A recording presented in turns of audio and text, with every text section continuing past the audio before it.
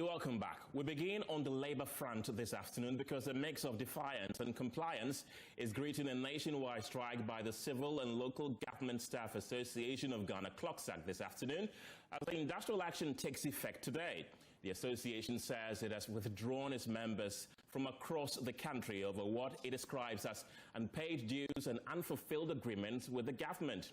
The union leaders insist their patience has run out after authorities failed to engage them since February, when the association first signaled its intention to embark on the strike. However, the strike has been declared illegal by the National Labour Commission, which says CLOGSAG failed to give the mandatory 7-day notice to both the Commission and government before embarking on the industrial action. Well, let's crisscross the country and touch base with our correspondents for more. We begin from here in the Greater Accra region, where my colleague Stephen Mensah just returned from some offices of CLOGSAG members and is joining me in the studio. Stephen, where did you go and what did you see? So we visited the passport office, we visited the Ministry of Works and Housing and Water and Resources. We also visited the Registrar General's Department and the Ministry of Works and Housing, Ministry of Water Resources.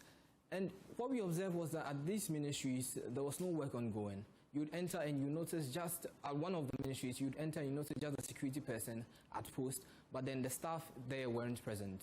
That was at the Ministry of Works and Housing and Water Resources. But the Ministry of Youth Development and Empowerment, what you noticed was that there were staff in there, but they weren't working. What we understand from the information we got from these staff was that there was information on Thursday that this strike will be ongoing, so there's no need coming to work and that there will not be any work ongoing beginning from today because of the strike. However, when we visited the passport office, what we saw was that, as you rightly mentioned, defiance. The staff there were working. What we understand will also be that the director there was working aggressively with the issuance of passports, and they say they are working, they do not know about the strike. At the Registrar General's Department, you understand that there are two offices on that compound. That will be the Office of the Registrar of Companies and the Registrar General's Department. What we understand from this site we visited will be that the Office of the Registrar of Companies is working.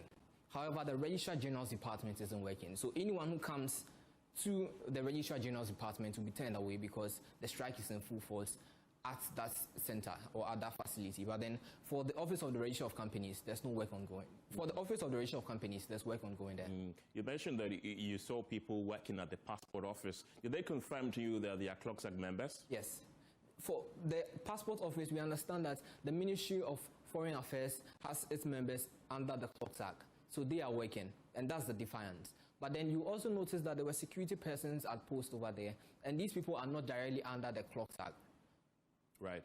Usually when you go to such places on a day of strike like this, you usually see red bands clustered across the place. Did you see anything like that? No. For most of these places we visited, we didn't see any of such red bands depicting that there's a strike at any of these places we visited. For the ministries and for the passport office or the Registrar of Companies or Registrar General's Department, we didn't see any of these red armbands or anything to signal that there's a strike ongoing in any of these institutions we visited. You spoke with them, some of them off camera. What did they tell you? So for most of the people who we spoke to, they tell us that, yes, there's a strike that's ongoing, but they've not really had information as to whether the strike is in full force today. Example, when we visited the Ministry of Works and Housing and Youth Development and Empowerment, they tell us that they got information that, okay, on Thursday, there's going to be a strike on Monday. But then they've not been given full information from authorities that there's strike happening today. Right. Stephen Mensah, thank you very much. He's bringing us an update on the situation here in the Greater Accra region. Let's head to the Upper West region, where my colleague Rafiq Salam is standing by for more. Rafiq, is the situation any different where you are? The situation in the Upper West region, precisely talking about the one municipal assembly and also the Upper West Regional Coordinating Council, is that work is ongoing right here. I have spoken to some members of CLOGSAG, and they told me that they were not fully informed about this strike that was scheduled to start today. Some of them also who are at work and who told me that they were aware of it, but they are defined, they are not working, they are only seated down. And I also spoke to some who told me that they are working because they think that this strike is not going to benefit them, but it's only going to benefit the leadership in Accra. And do you see some stranded customers who are trying to access some vital services?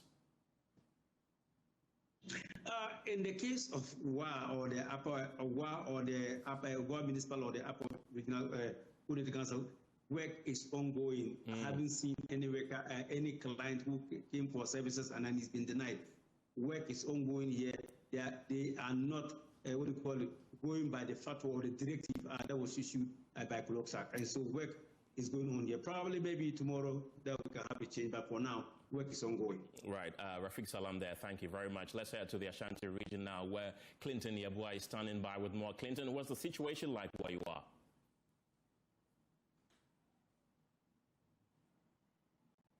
Hello, Clinton. Oh, Ken, the situation here is very dire. Yeah, can you hear me, Ken? Yes, I can.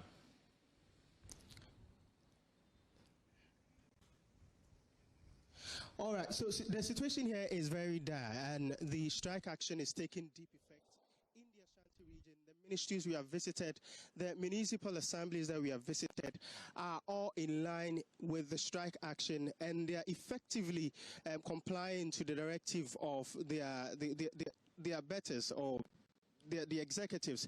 Here at the Ofuruku municipality, you can see that this red adornment we were met with at the entrance is indicative of the fact that the assembly and the staff members here have joined the strike action.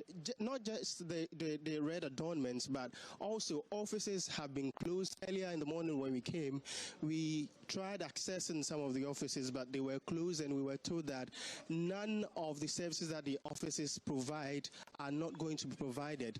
And the people that we see around today, some of them are staff members who are supposed to be on strike, and in fact they are on strike, but they are here because some of them earlier when we spoke to them indicated that they were not aware of the directive, and so they came, but upon hearing or getting the confirmation and the information from the bosses and the executives, they then decided to join the strike action. So they are here, but they are not attending to persons who have come to seek services.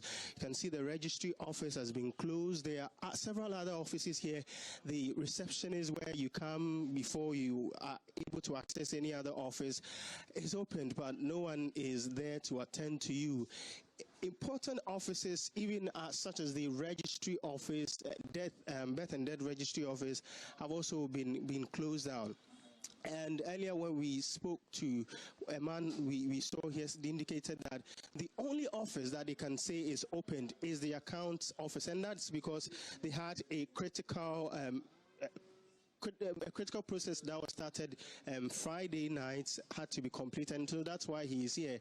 But apart from him, no other office has been opened and no other staff is working. So I'll just speak to one of the persons I've met here.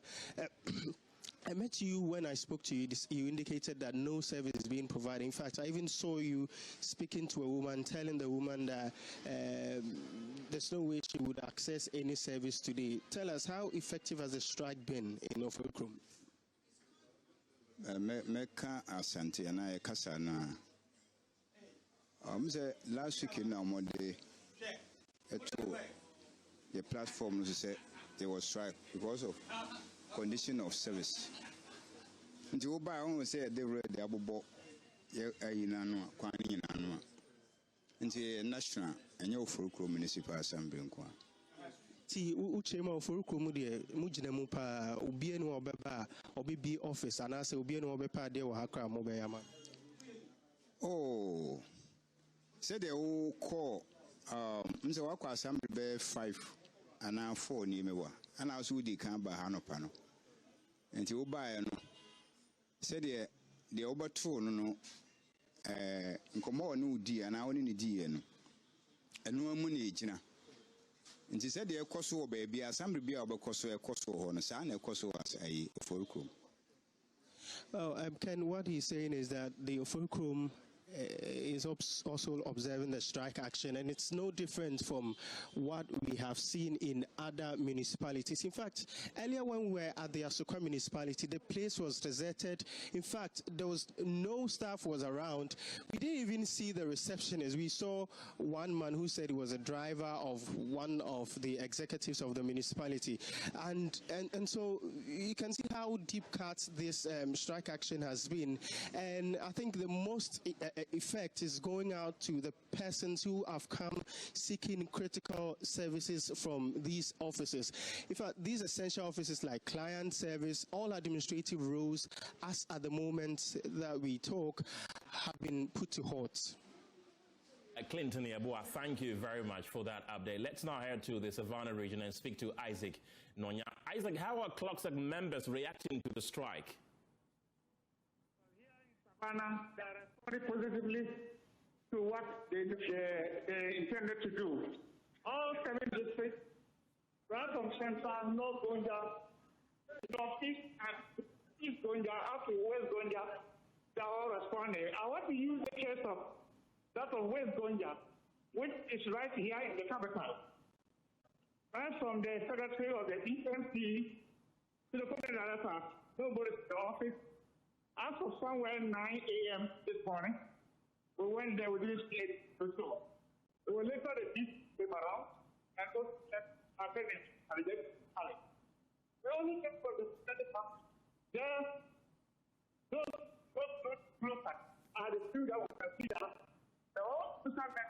Isaac, I would want you to reposition yourself. I'm struggling to hear you. With only laborers seen around the senior staff who are not staff members. Right, Isaac Nonya, thank you very much. From the Savannah region, let's now head to the Bono East region and speak to Anas Sabit, who is standing by with the latest. Anas, are CLOGSAG members in the region complying with the directive? Complying with the directive in full force. I know that almost all the assemblies have checked.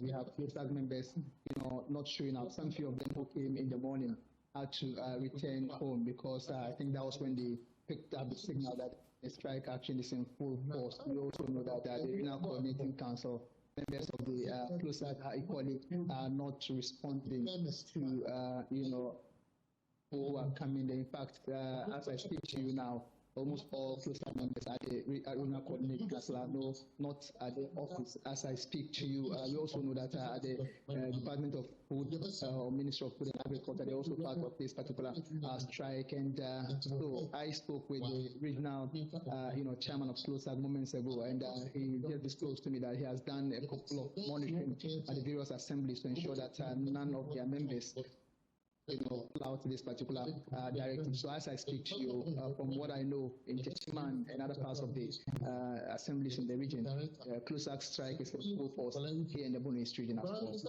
And how are residents reacting to this particular strike? Because obviously it's going to affect service deliveries. So, in fact, I can say that I met a couple of people at the assembly. Friday was a holiday. There were a couple of people I met who were waiting to go to the assembly for various services, and to go there to go during Monday and then be turned away. And for them, what is worrying? One person I spoke with told me that he came all the way from another community to Chichiman to access the services at the assembly, and he was turned away, and he was told that it is indefinite, so he's worried that he doesn't know when to return. So they are pleading with authorities, government, to listen to the striking workers and then ensure that they get back to serve them. That's what they are telling me here. Anas Sabit is our resident correspondent in the Bono East region. Thank you. What started as a simple social media video has quickly stirred nationwide concern. In the clip, a trader is seen standing over a pan of hot oil, claiming to expose what she calls a common trick used by some plantain chip sellers. She alleges that pieces of plastic or rubber are sometimes added to the oil during frying, supposedly to keep the chips crispy or slow down how quickly the oil reduces. Well, the video has since gone viral, sparking outrage, disbelief, and intense online debate. Our digital team has more in this explainer. So we are putting the viral claims to a test right now, and I have 4 fingers of plantain here. One batch of plantain chips fried the normal way, and another batch fried using the plastic method shown in the viral video. What you may notice is the chips can appear similarly crispy, but the real concern isn't just the texture, it's what is happening chemically in the oil. When plastic meets hot oil, it doesn't just melt, but then it undergoes a series of chemical and physical transformations. These toxins released by the melted plastics are lipophilic or fat-loving, which means that they are able to migrate faster in the medium, which is oil. While this is still an active area of research, scientists have been able to identify several major concerns, which include oxidative stress, inflammation, chemical carrier, and endocrine disruption. Chemicals like BPA tend to interfere with the hormones, thereby causing problems with metabolism and reproduction. While the chips might look crispy, experts say the bigger question is whether heating plastic in cooking oil could introduce harmful substances into food. For many people, that risk alone is enough to raise serious safety concerns. Well, some traders have rejected the claims, describing them as false and harmful to their livelihoods. Others, however, believe the video sheds light on unsafe practices within the street food business. This raises an uncomfortable question. What exactly are we eating when we buy food on the streets?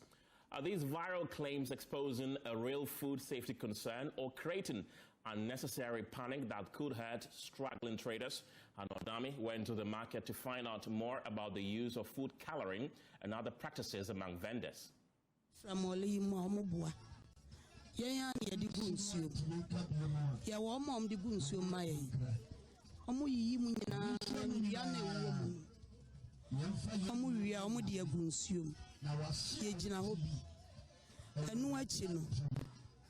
Every time 3 days says omo yama and also no omo yi edin nsuo foforo aguso dia ya frem no ebi ahu abehu utimu nsamole no afo. Auntie Doris sells condo and cassava dough, and she's dismissing the claims that a lot of people and a lot of market women actually mix their products with other things. I in a frame and I the top on some count. Yes, I did was no. Papa, Oba me set at Ghana. So me qua me quanya 20 Ghana. Oh, don't mean quota the papa and beton 20 Ghana bra over boca. They will share the top on some count in a mom. So far there. Miss me portrait here for any or more besha and say, and to sign yanokre. Say, I media shedry. Saturday me fi hako. Be the goonsum. Bidugunsu ma de tie ami bae me be hohoro ho kama a ma hye ne ntini ntima hohoro kama ma hye ne ntini efi bi eni hu cent bi eni hu se ne be ya obi be ka se bi a cent ni na di hu ansra ne beba be cent ni hu idie hu ansra entimi nsi so sa ma ne yi mekona ya mekodwan no eno ya na omode pe aba efra na oma yam sane ebe kokko so ni na ma yen yare enkatie se omo de enkatie boga efra ti ubeto na de koye nkwan a nkwan ni timi fruit se ehuro no na eguje ni na ma yen yare ti nke be ya omo ma yen ya ne oma pa no na yen so choba afo no ye de ya aboa yen because yen nkwan ho ya hu hwe so ko adwana se hu ehu taste no hu nya adwana hu hwe Inti na midwa say wanga sa told ye na yusu se bantin ni midwa na makoyam na o tete na chef fridge mu de ka benku na me de aka wo behu se de ya hye no behu ebe won ma de ya hye no bon se wo be pa mu na mu ne ye white na emre ate bi okra be pa mu na wo se ya hye na du ate bokina fo ne firi wo mo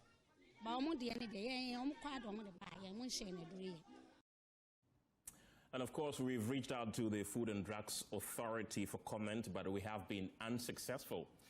As rainfall patterns grow heavier and more unpredictable across southern Ghana, commercial drivers who ply the Kasua Toll Booth Road say every downpour now turns the stretch into a death trap.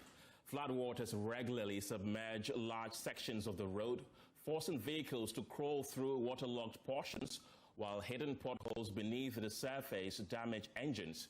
For many who depend on this corridor daily, the rainy season has become a season of anxiety. There's more in today's episode of Climate Evidence.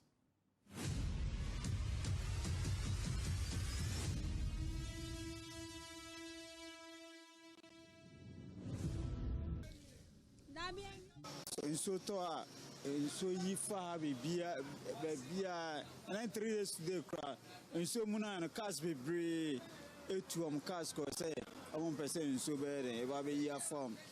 One day we me farm me park me car say na me park see office on your office na on and I park see you me park see you no and I'm ja no that time pension ni muna yo and I'm ja cause I dey cheaper my mechanic no I dey obey mama.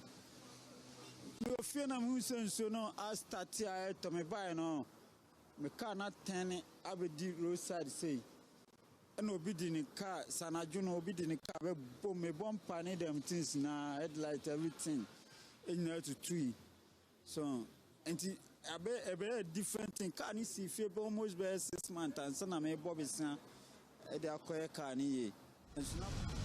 Climate experts say the intensity of rainfall events in coastal Ghana has increased in recent years, overwhelming drainage systems and road infrastructure that were designed for lower volumes of water.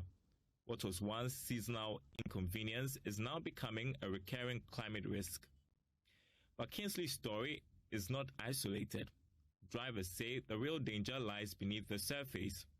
Floodwaters conceal deep potholes carved into the weakened road. Vehicles plunge unexpectedly in these craters, damaging suspensions, causing crashes, and in some cases, claiming lives. Yeah, to me, because says here in a year, ubetumi adon fifi because untumi paki kano higher and yet my banisa I na to pavement in say no in na to adis a year community labor and sana yet to me ayejuma ewa. Nso to the area nyina yen driver for ya penny any baby a yegina nso to Friday nyina cars kro ntimi nko ntimi ma itimi ta de kwa ta la ho no bi abe 1 week kura na ntwe de bia na traffic nti a de nso to a nipa kura ntimi nyina ha. According to the Ghana Hydrological Authority, while climate change is increasing rainfall intensity, unregulated urban development is compounding the problem.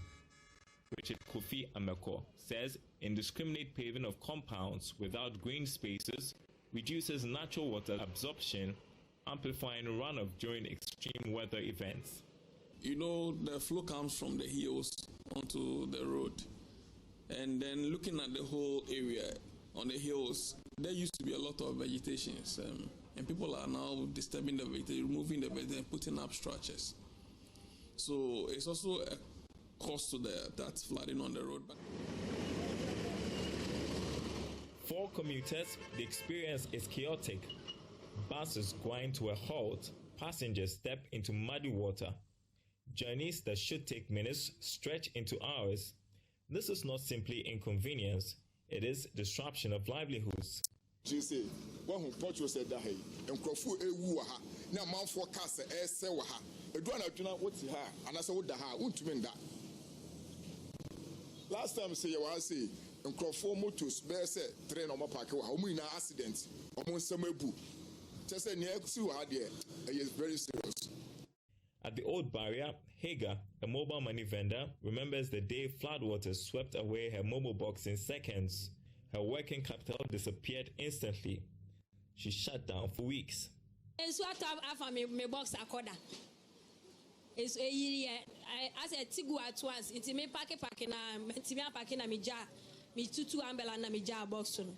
Then so the box in the koi. Oti an ma be say so the obi container besin ako fiti moho besin ako. Ti so ne de higher wa ba. So tonso intimi to ade intina say market. According to NATMO, extreme rainfall events are becoming more frequent and intense due to climate change, placing pressure on drainage systems built decades ago for milder conditions. Officials warn that without climate-resilient upgrades, flooding along this corridor will worsen in the coming years. The situation around Atala and the Tobut area, we call it the mudslides. Because the bonding that holds the particles of the hill together are weakened by the human activity. So anytime there's rainfall, it serves as a lubricant. It lubricates the particles, and then they slide onto the road and block the road.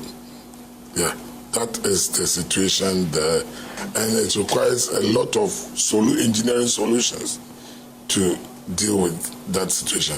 So we are working with the Assembly, who has overall jurisdiction and also authority to regulate development in that area, to ensure that development is done and the appropriate technologies applied that will ensure that structures are safe and the people living in them are also safe. The Ghana Hydrological Authority is calling for the adoption of a national rainwater harvesting policy, noting that capturing and storing rainwater would reduce pressure on drains during heavy downpours, while also promoting sustainable water management. As a nation, I believe it's about time for flood mitigation measures. We need to put in rain harvesting policy that will help us as a nation, and that will also be added to the planning committees of the local assemblies, that anybody who wants to put up a structure, they should have a rain harvesting system to compensate what we are losing. The issue is when the place is green, when you lose the green areas and then you put in the hard surfacing, the runoff increases, so you have less infiltration systems. So if we make it as a policy, okay, as a nation, it will go a long way to help us to mitigate the flooding issue. As climate extremes intensify, the Kaswa Toll Booth Road illustrates a broader national challenge. Infrastructure built for yesterday's climate is struggling to survive today's storms. Without long-term climate adaptation planning, each rainy season will bring higher economic losses, deeper potholes, and greater risks to lives. Ramat Bashiru and Grace Akwa's report.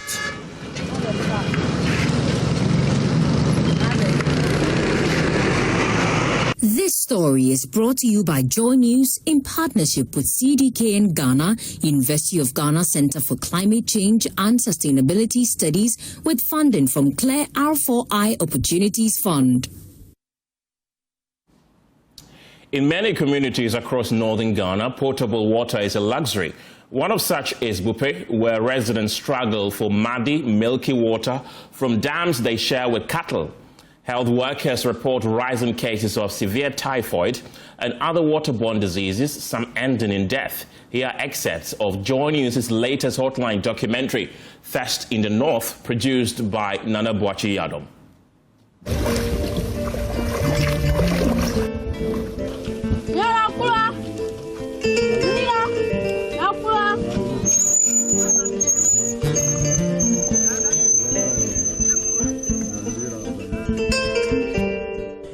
In Bupe, the search for water is a daily gamble. Mary Jagba, a mother of two, walks several kilometers towards the overflowing banks of the White Volta. She carries the weight of this yellow basin along with a deep sense of frustration. This is where she fetches water, milky, unsafe and full of risk. She uses it to cook, bathe her children, and the entire family drinks this water.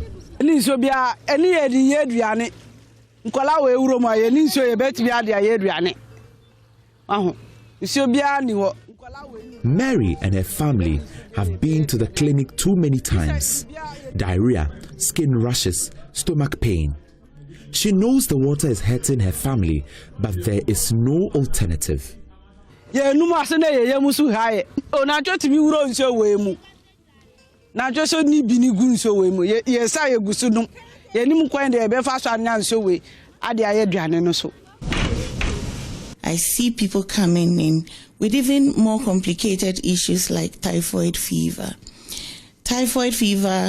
And because we don't have good enough our immune systems for a lot of people living in these communities, it's pretty low because they are not getting the fortified diet as has been advised. So any small infection builds muscle to affect them worse than, let's say, if somebody with a good immunity drank the same amount of water. So because of that, they come and we find people dying from something that could be preventable. Now we are local hospital. We say typhoid insurance. Insurance ni binti sana yusu. Sasa ye ko doctor ni nyina sa na omu ka kire. Se insurance na wo problem ai. Ka mu sesi a na nantwe no anka omu anko yoro mo se nantwe kura be wurum. Obi no metu sisa adwan be gum. Wo be dunu so asa wo be sa de akofi. Ibi ni bebi bi.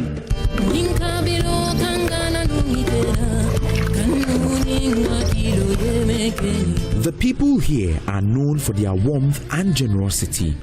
But today, even visitors like me are not offered the usual food or drink. There's simply not enough water to share.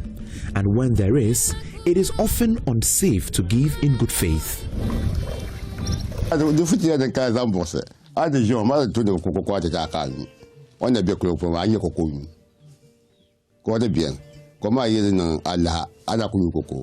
He said, having arrived at his palace, the wives should have prepared breakfast for us, but there's no water. So how do they prepare the breakfast?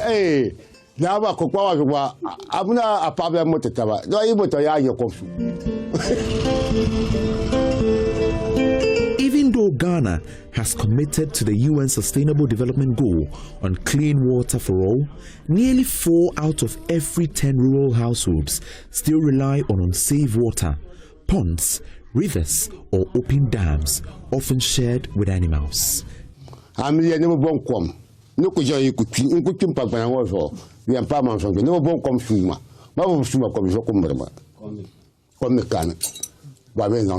They spend all their time at the dam or looking for water. So it means that any other activity they are supposed to be taking that is income related is suspended because you have to get the water. And the last one, he says that their children are unable to go to school most of the time because they spend time looking for water to keep them clean before they go.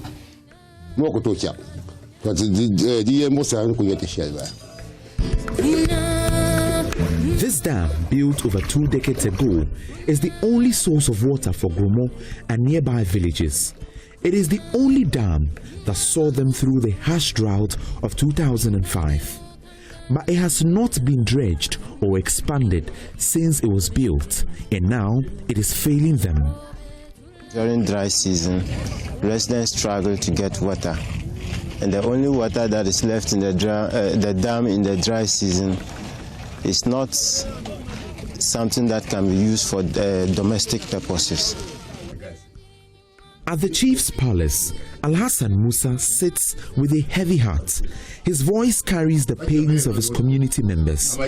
He speaks not only for water shortages, but of private struggles.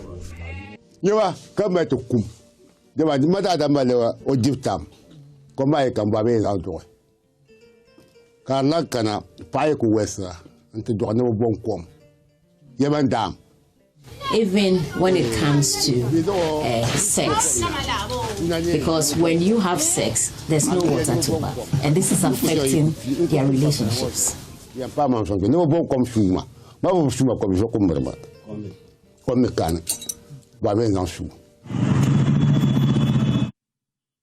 Those are excerpts of our latest Hotline documentary First in the North and producer of that documentary, Nana Boache Yadom, is joining me live with more. Nana, kudos on that job. Watching that, it was a bit heartbreaking. As producer of this documentary, what initially motivated you to investigate the water crisis in northern Ghana?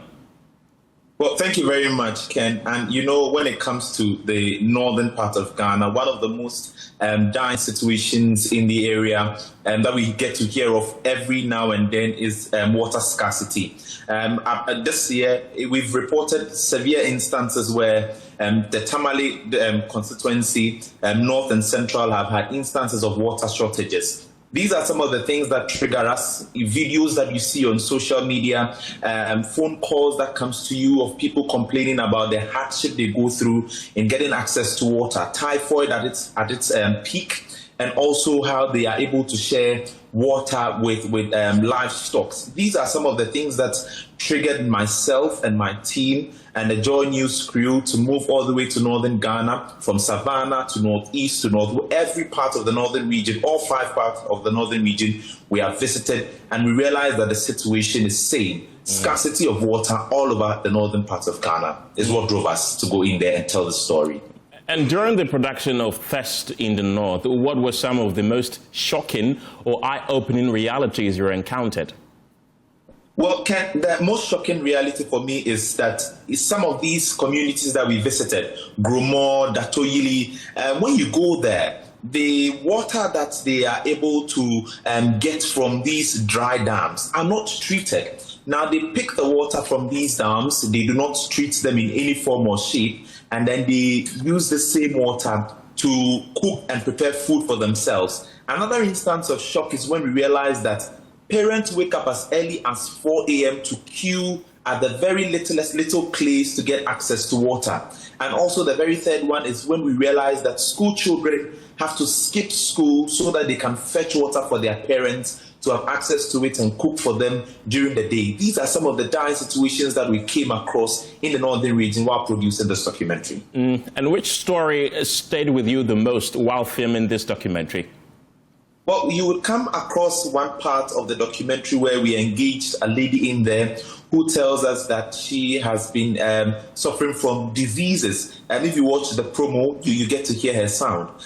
She suffers from typhoid, and when they go to the hospital, they are unable to get proper treatment, because if they come back, even if they get treated today, they certainly come back and they get to use the same water. And the story that Dr. Isabella, who is also a resource person in this documentary, told us came as a shock to me. She tells us that yearly they record severe instances of people dying from typhoid, and this is because they do not have access to clean water in the north. I saw you trying to, blend in, sitting in the mud houses and all that, but what were some of the challenges during your filming of this documentary? Well, I think that some of the challenges we face is the people in the north, and they are, at that point, their unavailability to speak to us because they feel left out, they feel disappointed, and they feel ignored for many years. And I side with them because it's been so many years of promises, one village, one dam, and a lot of things that people have tried or government has tried to bring up in resolving this water scarcity situation in the north. But then for that long period, we have not had, or they have not had any form of results in the area. During this climate variation period is where you get to see them really suffer to have access to water. And the distance they drive from to get access to water is one of the most disappointing situations for them. When you go there, you tell them that you want to talk about stories of water scarcity. They don't feel like talking to you about it because this is a community that believes that for many years they have been really left out, and it has become a very big challenge for us while filming. Right. And Nana, beyond raising awareness, what kind of response or action do you hope this documentary will trigger from government and authorities?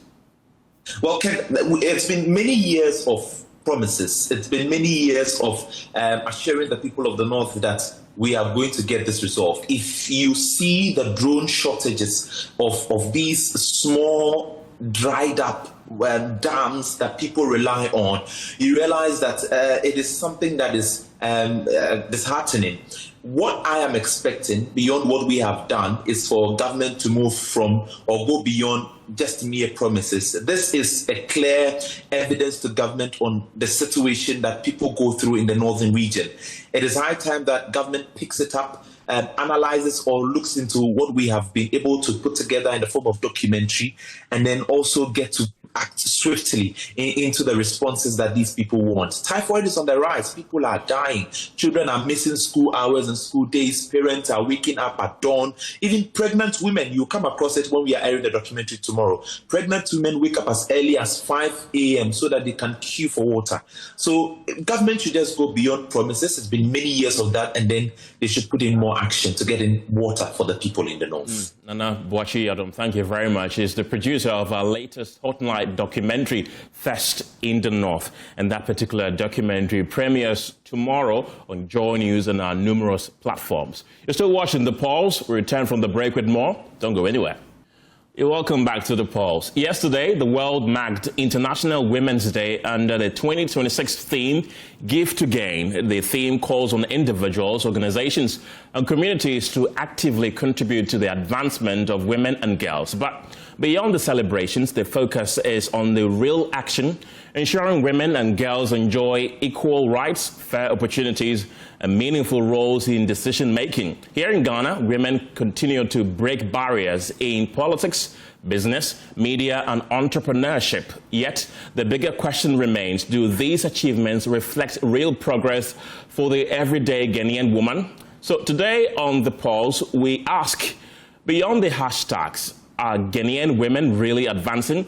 And joining me is a panel of accomplished women from across different sectors to discuss progress, persistent challenges, and what genuine action should look like going forward.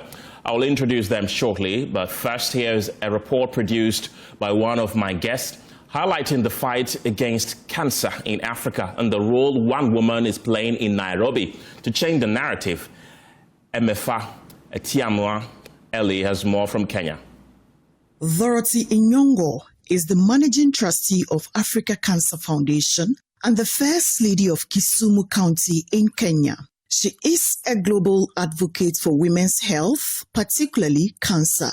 For Dorothy, the statistics around cancer are deeply personal, from her home to close friends, country, and the continent.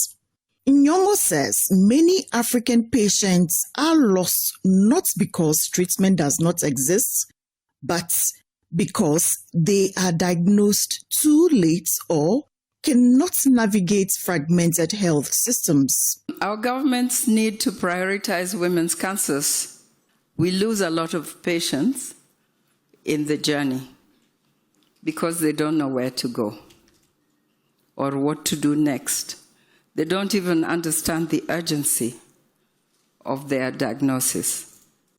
Across Africa, the challenge is stark. Health advocates gathered to push for a shift in thinking about health investments. Jackie Wambua is the general manager for Roche East Africa. For far too long, health has been treated as a cost, a line item in a budget, something to reduce when resources are scarce. That way of thinking no longer serves us as a continent, because our continent is changing. This is the moment to change our conversation, where health is no longer a cost, but health is wealth.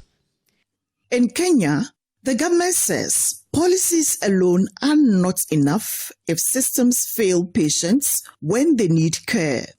Dr. Uma Ulunga works with Kenya's Ministry of Health. We are part of those countries that are very aggressively pursuing the universal health coverage dream. We have placed healthcare at the center of economic transformation. Asking ourselves two questions. One is, how can healthcare be a driver of economic development? But number two, how do we make healthcare? How do we make healthcare and health systems to protect lives and to protect people? Africa's cancer burden is projected to double by 2040, yet many countries still spend less than $35 per person on health each year. Research points to a clear opportunity. Health investment delivers returns.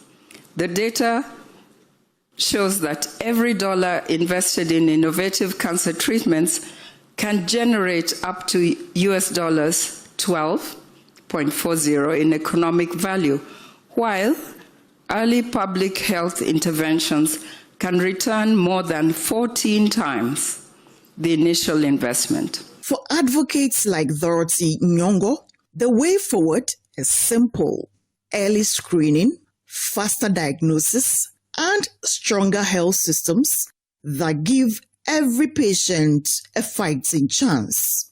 My name is Amafa Ewenam Atiamwa Eli for Joy News, Nairobi. And in the studio, I have the coordinator of strategic partnerships and projects with the Joy Brands at the Multimedia Group Limited, Emefa Ewenam Atiamwa Eli, and also the head of news and current affairs with Adom Brands, Martha Krensel Aqua. Janet Nabla is the chairperson and leader of the People's National Party, PNP. On Zoom, I have Cynthia Mawulawe Kodowu, the executive director and founder at HR Network Africa. Ladies, thank you very much for joining me in studio and, of course, via video link, and belated International Women's Day to all of you. Thank you. Thank you.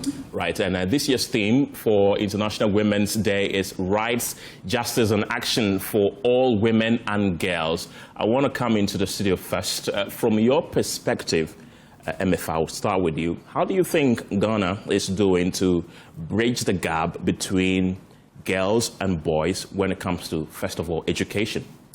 Thank you very much, Ken, for the opportunity, and thanks for wishing us a happy International Women's Day. How government is doing, or Ghana is doing, I think that we still have a long way to go.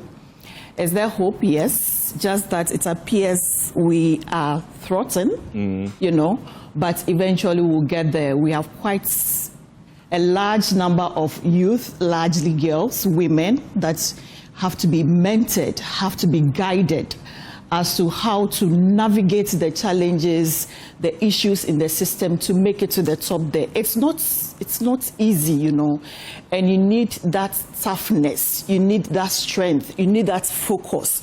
But where do they draw that toughness from? Where do they draw that inspiration from?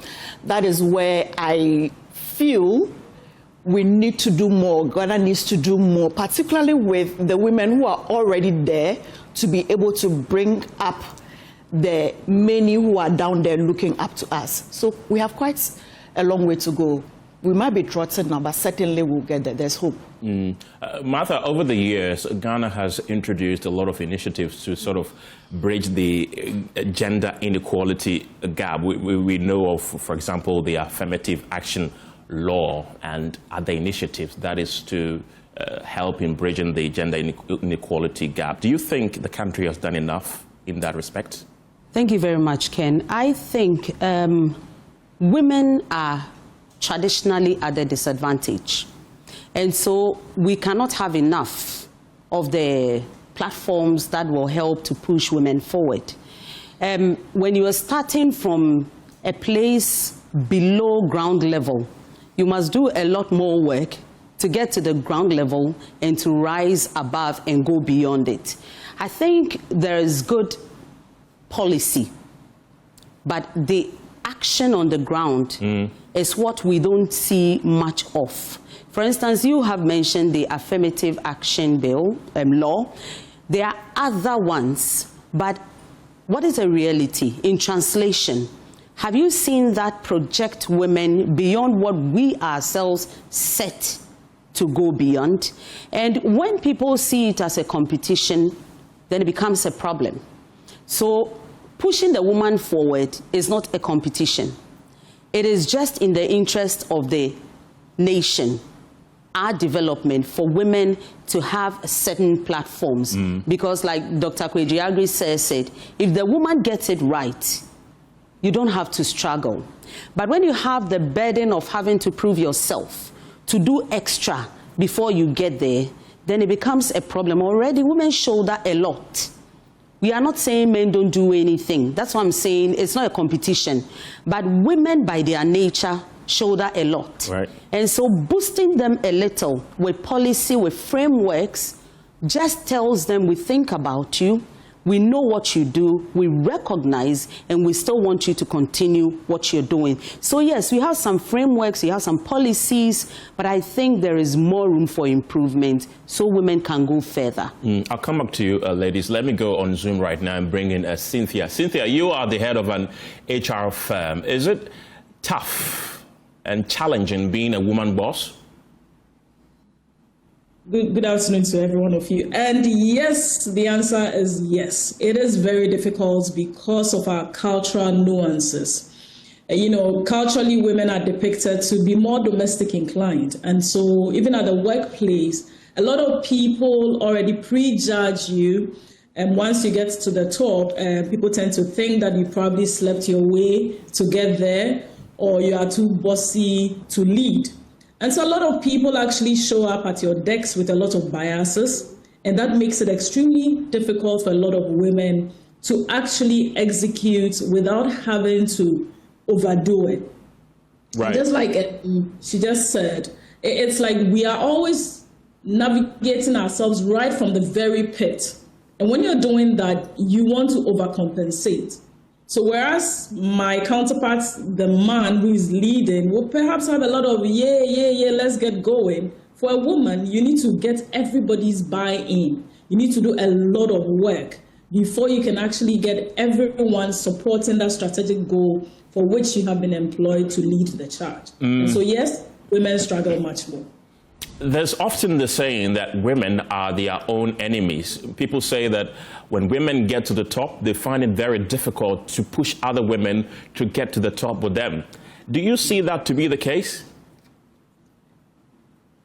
I think it's neither here nor there. For me, I think it's really more about being able to equip women to understand that getting to the top requires some level of competency and capacity.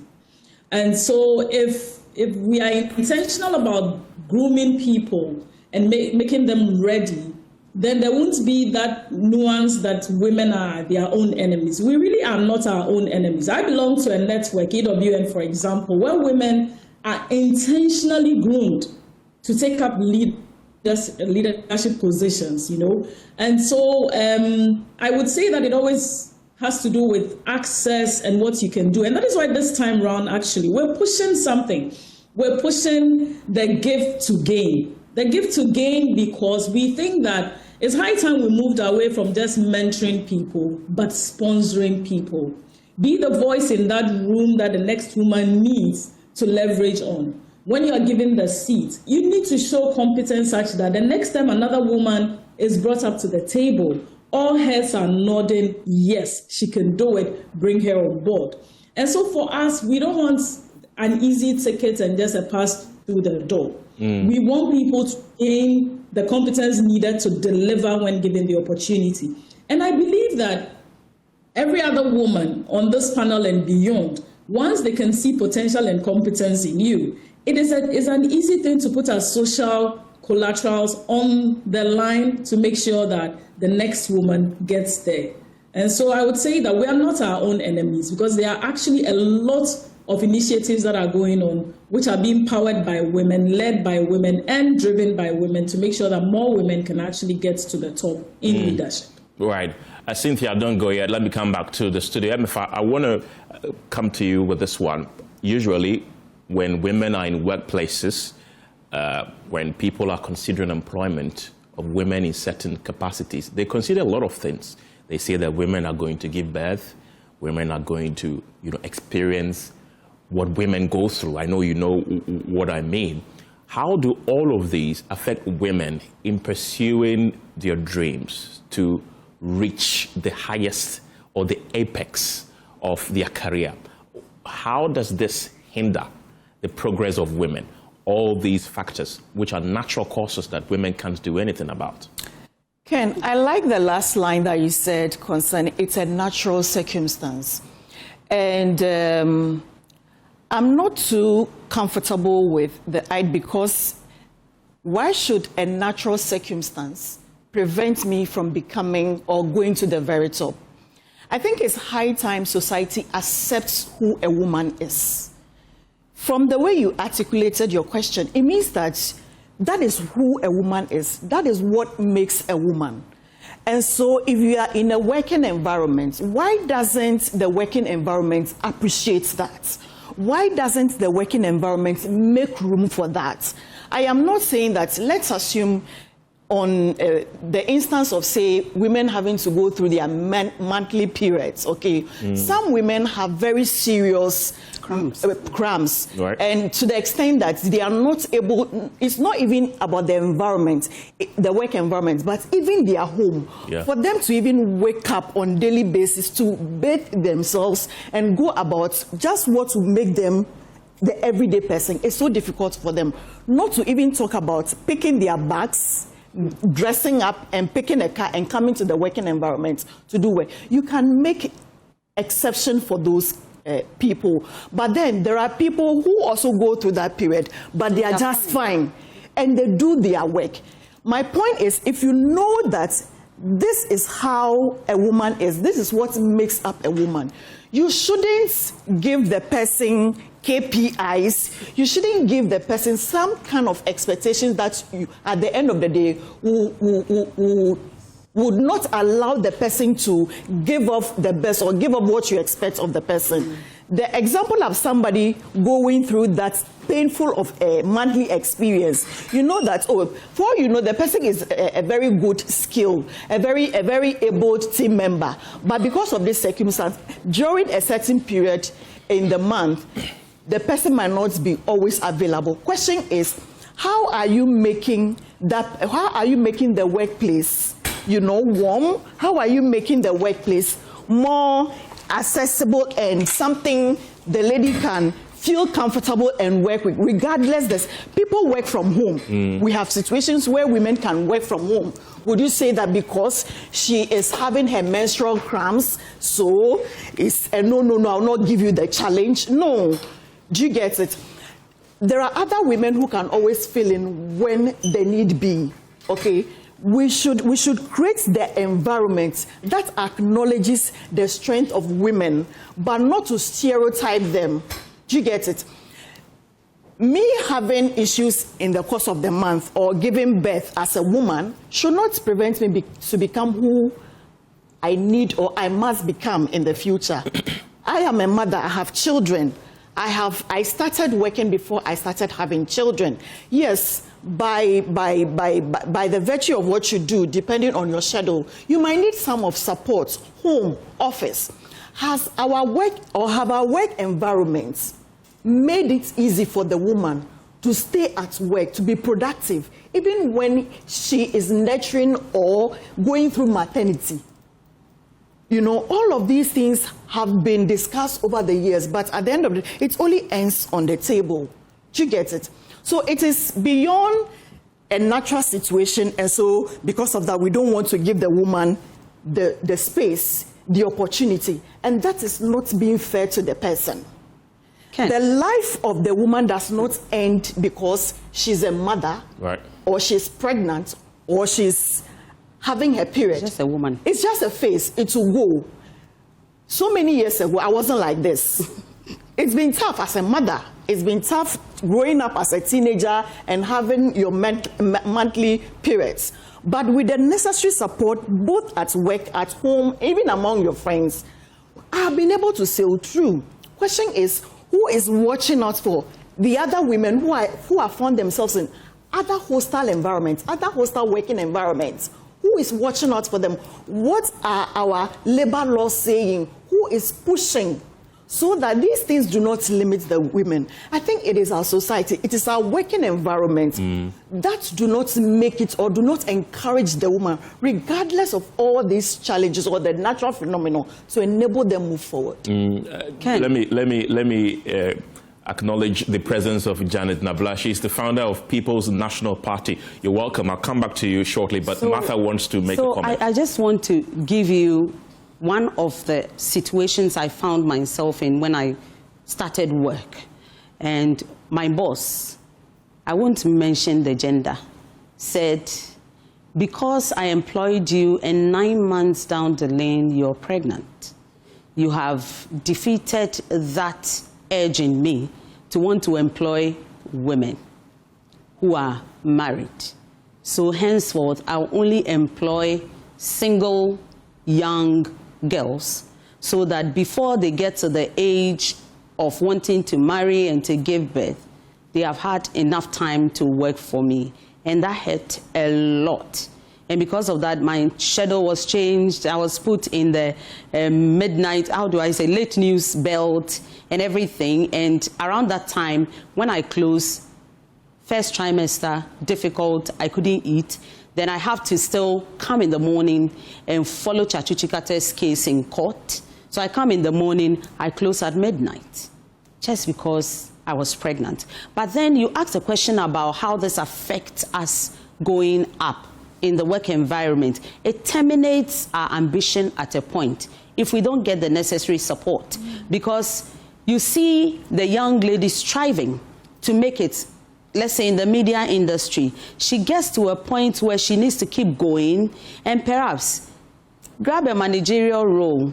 When she gets to that point where she has to do extra, maybe 3 times what her colleague man will do, she will get frustrated at some point and will terminate the ambition there and find something else that is non-competitive, that is not going to mark her, that no matter how much effort she puts into it, like Maulawe said, you are seen as sleeping your way to the top. And so it terminates ambition for most women at a certain age. Or when you don't have a supportive family, then let me just go and find something else comfortable to do so I can have time maybe for family, so I can have time for social life and every other thing. And so our environment makes it sometimes a bit too difficult. And so those who break through the glass ceiling, if you ask them, they will tell you what they have to go through to come through as such. And I think until we turn the frameworks, the policies into reality and action and be deliberate about it, we are not going to help the woman. We'll just write it. And that's it. We leave it there. I see that it's very dear to your heart. You become very emotional talking about that. Janet, welcome once again. You are in a field that is largely dominated by men. You are in politics. You were with the PNC, broke away to form the PNP. Do you think that because you are a woman, your voice is usually challenged most of the time just because you're a woman? When you say something, you feel like people are not listening to it just because you're a woman, and you feel like if it were to be a man in that same position, people would have listened. Let me greet you, my co-panelists, and let me greet our viewers out there. One of the difficult places to be as a woman is the political sector, because this is a place whereby men are striving to climb, and you, a woman, you are out there. They are ready to throw like stones at you. They are ready to do anything to discourage you so that you go to the back. You know, one thing is that you hear them say that we are trying to encourage women to be in politics. Yes, they are encouraging you to contest as a women's organizer. They are not asking you to come and contest as a chairman, like a general secretary, to be contesting positions that they want to do. And even as a women's organizer, I've said it and I'm saying it again. You are a women's organizer, you are in a meeting, a NEC meeting. This is National Executive Committee, the second highest position in, after Congress. And then they call you to tell you that, how can a woman be here and will be hungry? Go and organize food for us. So the only reason why the women's organizers position was given to us is so that when there is a meeting, you can organize the women to prepare housekeeping job. You know, I've been telling people, you know, men don't cook at home, but when you go to restaurants, they cook and they collect money. Chef. They don't sweep. They don't do cleaning, but when they go out, they clean. When you go to hospitals, it's men who are cleaners. Anything that money is not attached to it is a woman's job. I hope you understand. So that is the reason why in politics, things are becoming more and more difficult for women. And For me, I have never in my life passed through difficulties, if not because of the God I serve, if not because I trust in the Lord, and because I trust in Him, and He loves me. He gives me that like that courage to be able to stay. Look, a time came when a guy called me and said, Janet Nabla, are you the one? I said, yes. The insults, they would say all things about you, your family, and you know that word, they will put it on you. Whether you are that or you are not like that. For instance, with me, I'm not like that. To me, I wanted to even be a Roman sister. It was I wanted to be a Roman sister. It's my dad. What word is that, by the way? I wanted to be a Roman sister. You said there's a word. The word of that word that they give to women.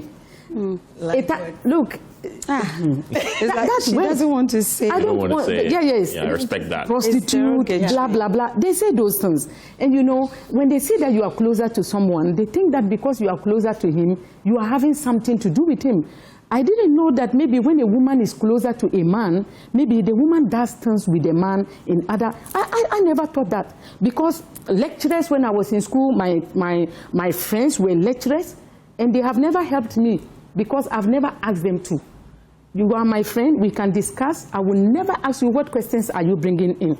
Because I don't want to have anything to do with you apart from that friendship. My dad we are 9 in number, and I'm the second but last born. So you can see that I was my dad was already old, and that was my closest friend. So when I see people who used to be elderly, I wanted to attach myself to them after my dad died. So I don't want anything apart from just being your friend and you being like a father to me. So in politics, the difficulties I passed through, to the extent of they took me to several courts. In my life, I've never gone to court before. No one have ever sent me to police station. But I've been arrested 3 times in politics. I've been arrested. Someone went to tell them that I've threatened to kill him. If I were to be a man, what the Ghana police did to me, they would never have done it. And then they wrote a letter to the media calling for my arrest. It was all over the news. The person said it. They never asked the person to prove. When I got to the regional police station, I asked them, if I were to, let's say Nana Akufo-Addo, someone comes here to tell you that Nana-Addo has threatened to kill me, will you arrest Nana Akufo-Addo? Or you ask for the evidence? Has he given you evidence that no? But I was arrested in the media without even being told. I also saw my arrest in the media. So I was waiting. It took me 3 weeks to get the letter from the police, the arrest that they did. I've been arrested 3 good consecutive times for nothing else. And I've been sent to the court. I have been in court for 3 good, like 5 different courts. I will finish from this court one day and then go to the next court. All these things just to discourage me so that I will not, I will fall back. But I refused, and I persevered. Right. One of the things that I heard my sister talking about, this getting pregnant and those things, it is a labor law. The labor law says that if you know you are pregnant, don't apply for any medicine. So you should. So we have to deal with the labor law. You understand? So when we deal with the labor law, then we are finding solutions. When you look at the Constitution of Ghana, I think Article 27(1), it says that when you give birth and you are going back, there's work that the place where you work, they should have a nursery, so that you can drop the child there until the child is 2 years. And then you can now send the child to school. But we don't have that. And as women, we have to persevere to make sure that such things are done. Have you ever considered quitting politics just because you were a woman, looking at all the challenges you faced? Yes. A time came, even my family members had to come up with a lie that they saw my dad in a dream, and my dad said I should quit politics. And I told them that my dad has done well, but he should have told me because I'm also the child. I'm your child. Yeah. If you want to pass information to me, you don't tell my brothers or my sisters, you tell me myself. So you see, because my brothers, they were fed up with the insults. Yeah. And the insults were not only for me, it came for my son's dad. They brought, one day I got up and saw my child and other on a platform with insults and other things. They couldn't stand it. Right. They had to come up with a lie just to push me out of politics. But I refuse because I know why I am there. Majority of the things that I'm doing, I do it because I believe that if a woman is there, it's better. You know, we came up with a statement about these issues, and I was telling the press that the 30% representation that of the affirmative action, the press must be the first institution to push it. You don't have 30% representation of panelists and other people that come here.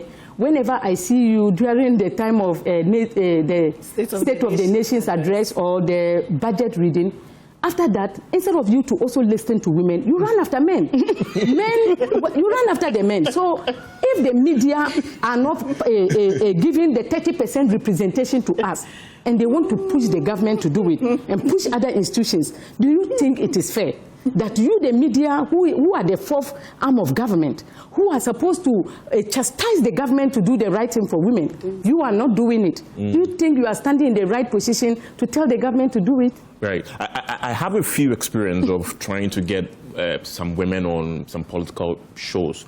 Usually, when you call them, the first thing they ask you is, some of them, not all of them, who is on the panel. They'll ask you if you mention it, I will not come. Sometimes it's a bit difficult to get some of the women on the show. And I must commend you that you're one of the few women who is always available and ready to come on any political show, regardless of who you are facing. You are almost always on the Joy Prime Inside weekend show. But some of the women, they are very reluctant to come. Ken, let me just, I think we are a nation of hypocrites. It's sad to say. This thing about women inclusion, gender equality, and all of that, most often, I think we just leave it at a dialogue level, discussion level.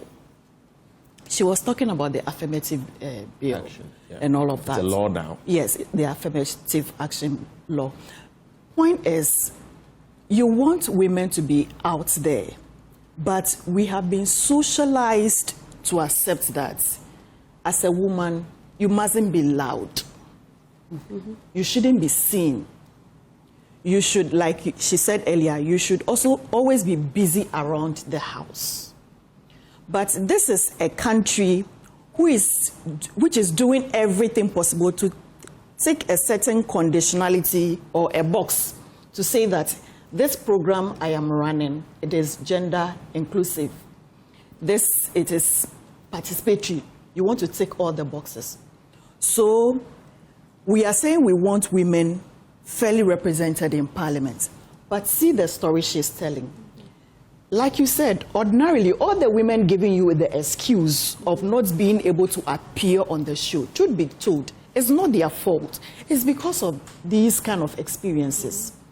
If you don't have that toughness of mind, that courage, that zeal to motivate yourself beyond all of these conversations we are having here, beyond what the affirmative action law is saying, beyond what the HRs, the women advocates are saying, if it doesn't come innate, if it doesn't come from you, it is so easy to quit. It is so easy to quit. I have seen colleagues in the newsroom who have had to give up their jobs because of how the environment does not favor them being mothers, being women. Yeah. As a woman and a mother and a wife, I have had my own share. There are days that because of the job or because of my family, let me say that, I have had to keep mute. I have had to play dumb. I've had to look as if I am not who I want to be or what I'm supposed to be, just to let peace prevail. Point is, these women you are asking to come on the show or to want to, it is not just about them as individuals. They are minded by the people around them and the comments they will pass, the judgment and assessment they will give to the contributions they make on the show. Meanwhile, you and I are sitting here are saying that, but this is the kind of women we want to raise. These are the kind of women we want to see as Ghanaians, branding Ghana, showing up as Ghanaians. On the other side, we are pulling, everything we are doing is pushing them back, telling them that you cannot do that. So I think we are not being honest to ourselves as a nation. We can't be saying affirmative action, and then, as Martha said, a manager will say, I cannot give you a certain role because you are heavily pregnant, so I have to give it to another person. I cannot give you a certain challenge because you are nursing a child.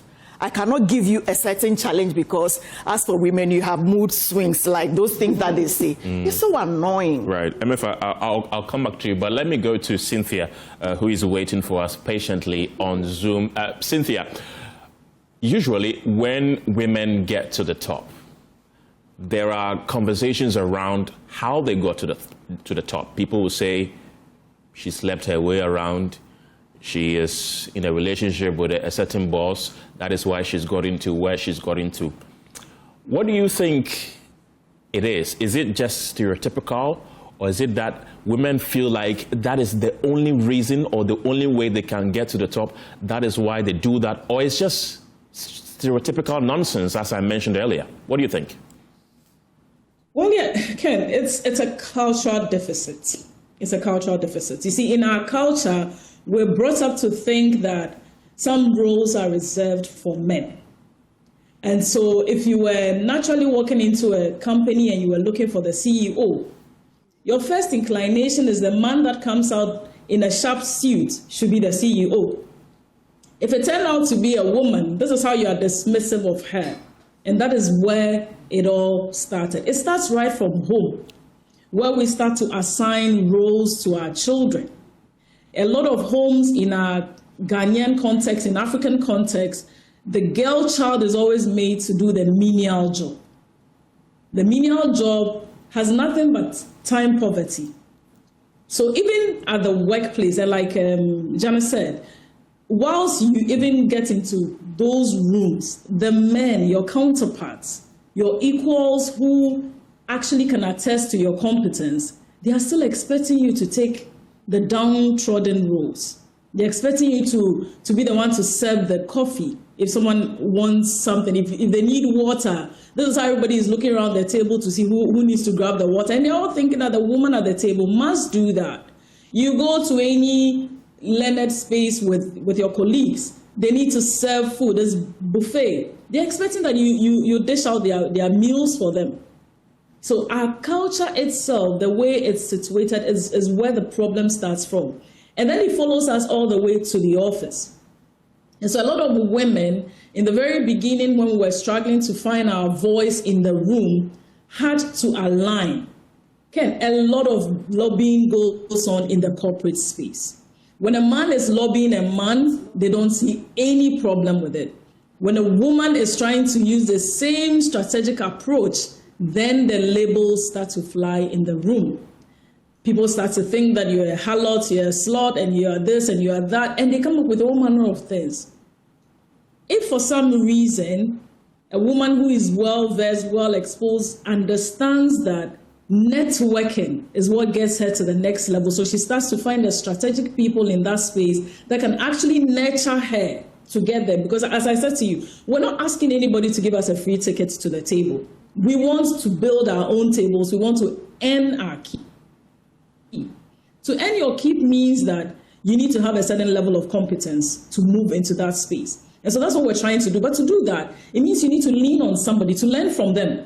And in those moments when you're trying to learn, people start to have all manner of sentiments. Because here in our part of the world, unfortunately, every association with a man is a sexual association for some reason. That's how we dub it.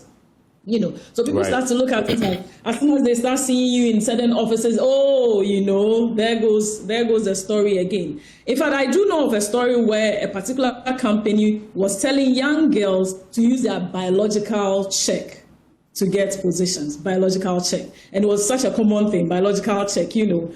But we've gone past those days. We've gone past those days. Women now understand that their value is incomparable. Right. We know very well what it is we bring to the table. And so if you find a woman at the top now, she's not sleeping her way to get there. This is a woman that has understood the business of the business she's into, has learned at the feet of people that actually know what they are doing, and is ready to serve. Is ready to serve. You know, Ken, people are always looking at the woman with a double burden, skill. You're expected to be a perfect mother and still be a perfect boss. And yet, when you work it all out and it's working out just perfect, people start to look for reasons why they should bring you down because they don't think that it is possible to achieve equilibrium because you are. And so, for us, I believe my panelists agree as well, that seriously, we've transitioned from that space. But the problem, the underlying problem, is not in the policies that we have crafted. It's actually in the mindsets which is ingrained in our culture. And that is where we need to actually deal with the problem and solve it from there. Right, Cynthia, I'll come back to you once again. Let me go to Martha. Martha, you are the head of current affairs and news with the Adom branch. Do you ever feel that most of the time, or a few times, or sometimes, your authority and your opinions are challenged or brushed aside just because you're a woman? Sometimes, but mostly I have the support of the team. And I think I've gone beyond wanting to prove myself that I am capable of doing it. And so when you're coming to my desk, you're coming there because you know I can do it. I proffer solutions. I lead the team. And so one of the things I have done for myself is to learn every part of the business. From the one that you think an intern should do to the one that you think the manager should do. So you don't get to bluff me. When you bluff me, I get down and I do it myself. Just so you know that I am not sitting there by virtue or the fact that I'm a woman. And so they wanted to balance something, so they just put me there. I am capable. And I don't second guess myself. I don't question what you think about me, and so you don't need to question it. I am capable of doing the job, and I have proven over and over and over again. And so I am at the point where I don't really question that anymore because my boss gives me that room to operate, and he has made me see that he believes that I know what I am doing. Just few times, sometimes it comes up in a conversation where you feel, if my colleague said this, you would have listened. But because I'm a woman, you pretended you did not hear, okay? And sometimes you have equals do that. You have even subordinates do that. They come and ask you, you tell them how to go about it. Then you see them finding other ideas. Then you ask yourself, why are you going around? If A had told you that, would you have gone around trying to find other ways around it? So yes, it comes up, but you have to build your capacity to the point that you are not moved by that. Else you're going to be moody, and the same people will turn around and tell you this is what the woman does. The woman is always moody. The woman has mood swings. The woman is this, the woman is that. So I am not going to get through to me. It gets to that point, but you don't have to let it show. Right. You are stronger than that. You have to be strong in the mind. So you are talking, and sometimes, it happened to me some time ago. I was very crazy about that. I wanted to react. Then I put myself back. I was making a point. Then one of my colleagues cut me and made the same point. Right. Like, can I just finish my point? It is my idea. I think I know what I'm talking about. I don't need you to cut me and do that for me. And so sometimes when you are pushed to that corner, you are forced to react. And then when you react, you give them reason to say this is what women do. You are being petty. When the man does it, he's being assertive. When the woman does it, she's being too known. No. So for me, I have not questioned it. I am superintending or working with men and women alike, young and old alike.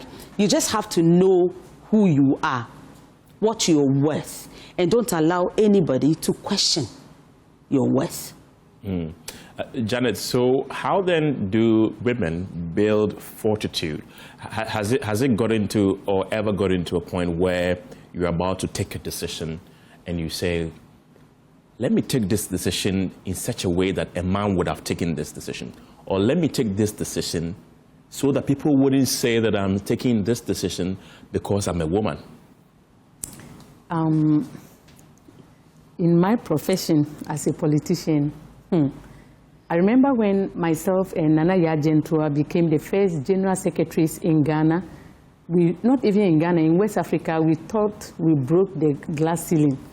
But then we saw that NGOs NGOs that claim or purport that they are gender-friendly, they are fighting for women, that used to collect money from outside to do their business and things, started writing letters. Instead of writing it, all letters are usually directed to the General Secretary or political parties. Yes. When myself and Nana Yajentua became General Secretaries, they changed and now they were writing to chairman. Oh. You understand what I'm saying? So I confronted some of the NGOs, and I had to confront them and call them out that this is bad, just because we're women. And you know, at times they talk about fundraising. It becomes more and more difficult for us to raise funds because these men, they play golf. So businessmen, talking about managers, directors, they all play golf. So when they go there, they play their this and discuss their matters. You can't be there. You have to run home to do so many things. And even if you find yourself there, people will begin to talk and other things. And when you go to them, they ask you, who is the man behind you? You understand? Mm-hmm. Those are some of the things that they did and push me. At times I sit down and I ask myself, when I die and I'm coming back, should I come as a man? Because it's like the disrespect was becoming so much. You don't trust me. You think a man is better than me, that you want, that who is the one behind you? And I said, behind me, no one. No. I'm the one behind and in front. The person will, on a more serious note, say that I'm asking, like, who is the head leader of your party? I said, I'm the leader of the party. And these are the executives. So among them, who is your head? I said, no, I am head over all of them. And if you are making any decision, it has to be me. So you are talking to me. You have never spoken to a woman. You will do it today. So you are speaking to me, no one else but me.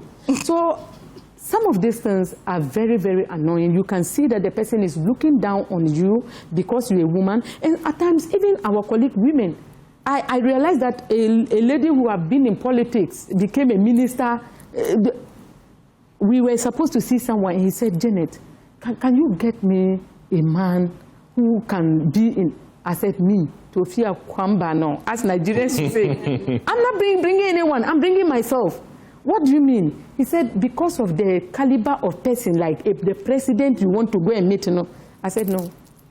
He is going to meet me, no one else. I don't have anyone to bring. You want me to bring a husband or something that, no, like a big, I said, no. He has to, so he had to meet me. Because see how difficult it is for us to be able to go in with some of the... So it's difficult as a woman to break through in politics. How to raise funds become impossible. They send you out, they drink. I remember even at some point, I had to drink some alcohol because I take malt. So when we went and I said malt, the one who took me stepped on my and said, he mean some berries. That what? Baileys. That's all. He mean some berries. The way they look at me. Oh my God. And she said, we are not going to sit here to talk and you will take malt and record us. Everyone must go. So I had to take this. To be able to raise funds, you have to drink Baileys. Wow. Oh, well, it's a serious, very serious issue, but sometimes you have to laugh it off. You know, when you ask how you take the decision so that it reflects, you are thinking, should I take the decision as a woman or take it as a man or just mix it somewhere? Take it as a human being. Thank you very much. You see, when a woman is taking a decision, the woman considers factors that men will not consider. At all.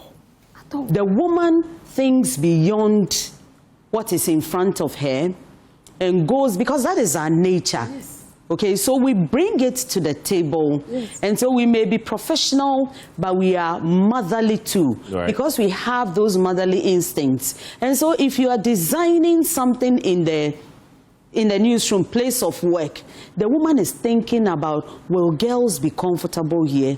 Will children be comfortable here? I don't think men deliberately forget, but it's not in their nature. Yeah. So if you have the feminine touch to something you are doing, any other person who walks in will see that some thought, extra thought went into this. And so because it's our nature, we do it effortlessly.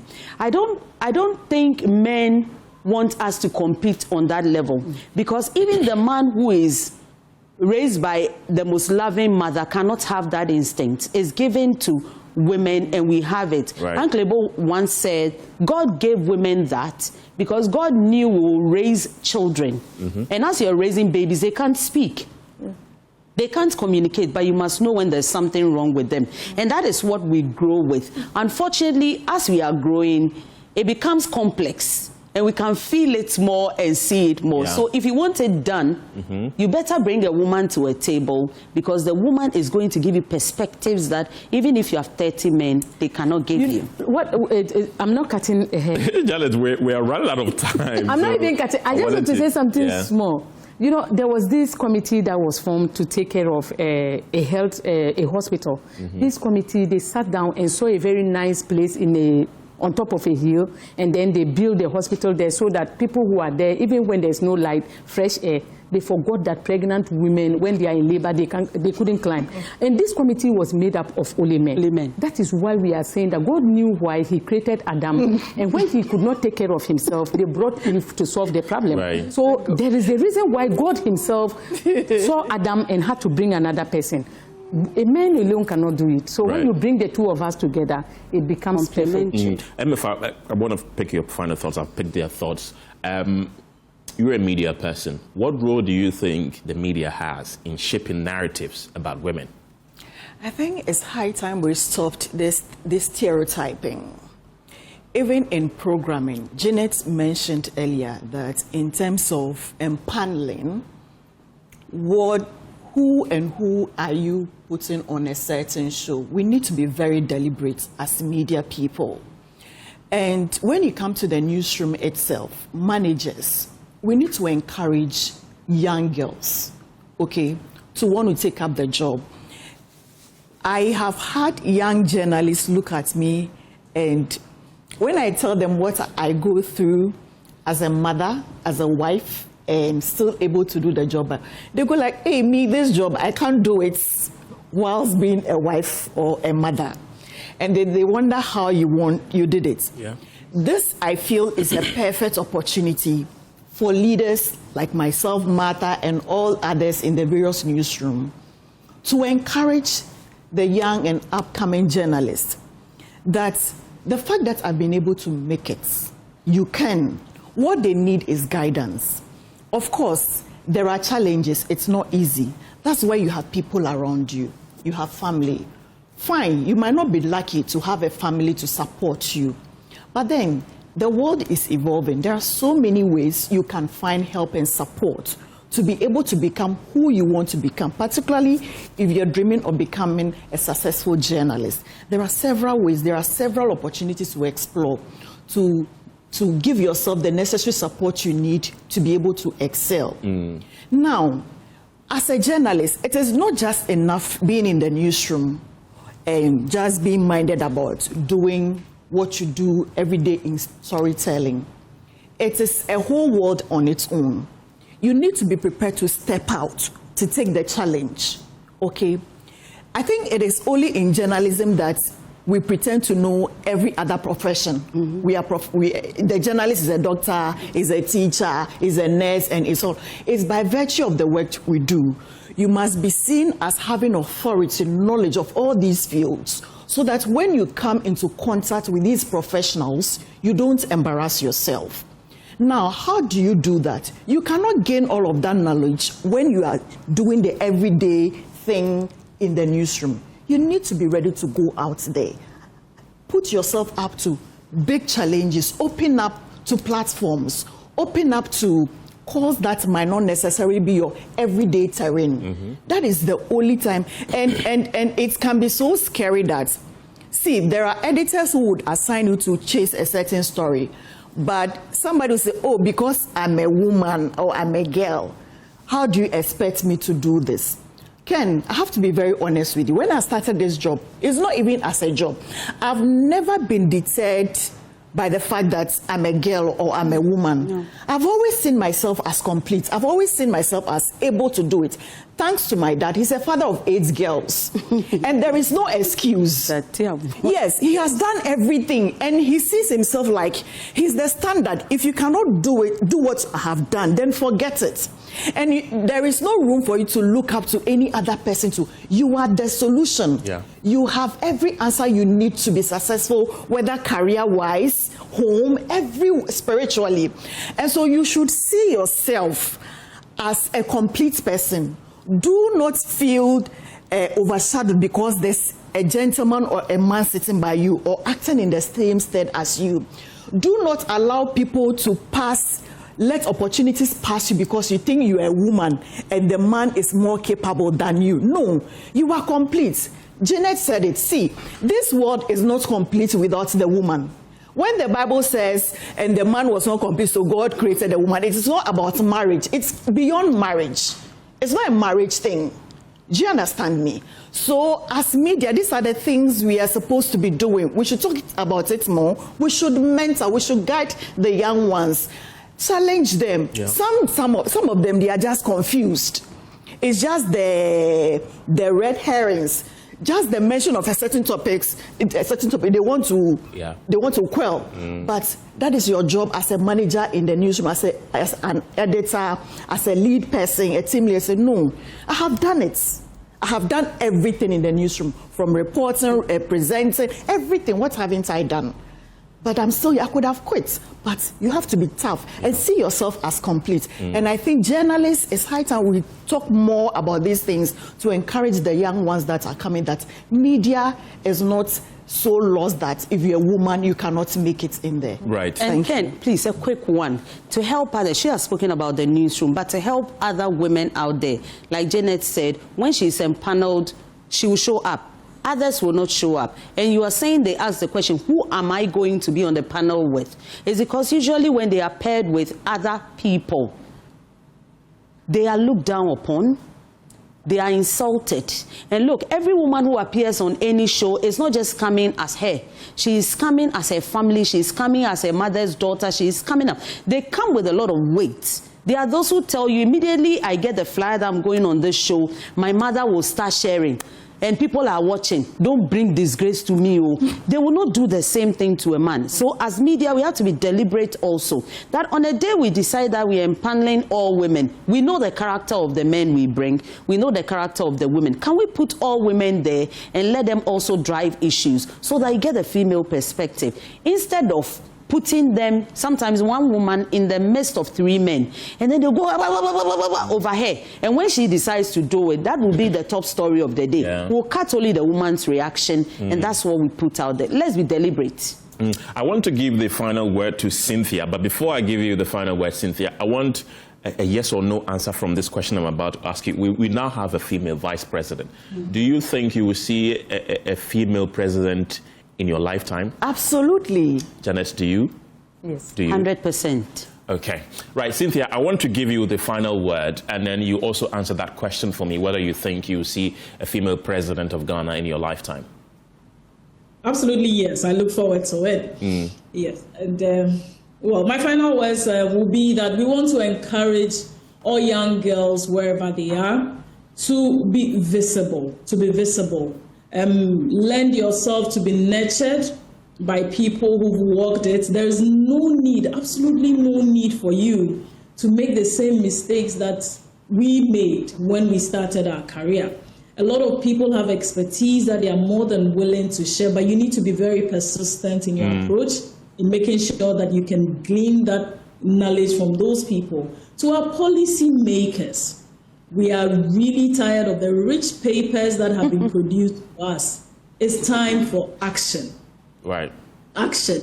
We want to be able to actionize everything that we've put out there. So there needs to be that intentionality around getting people to understand what their rights are under the law and exercising those rights. And by all means, when they open the door, we are asking that they keep it open so that all competent and capable women can take up the position and show themselves up at every given opportunity. Thank you. Cynthia Maulawe Kodowu is the Executive Director and Founder at HR Network Africa. Thank you very much.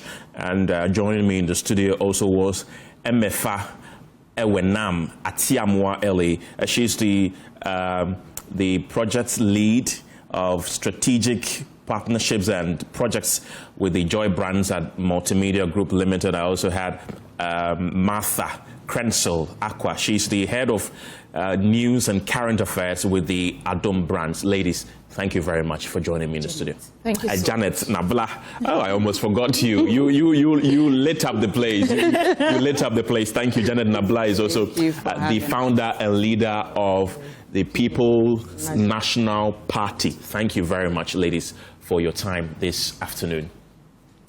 In other stories today, the Minister for Health, Kwabena Mintah-Kanda, has revealed in Parliament that 8 people have died from Mpox, with the Greater Accra region and Western region among the hardest hit areas. He noted that Ghana has recorded over 1,000 cases since the latest outbreak began in May 2025. The Minister was responding to questions filed in the name of the Minority Leader Alexander Fanyomarkin about the rising number of infections across more than 120 districts. Since the outbreak began in May 2025, the Ministry of Health, through the Ghana Health Service and with partner support, has activated a coordinated multi-sectorial response aimed at interrupting transmission and protecting public health.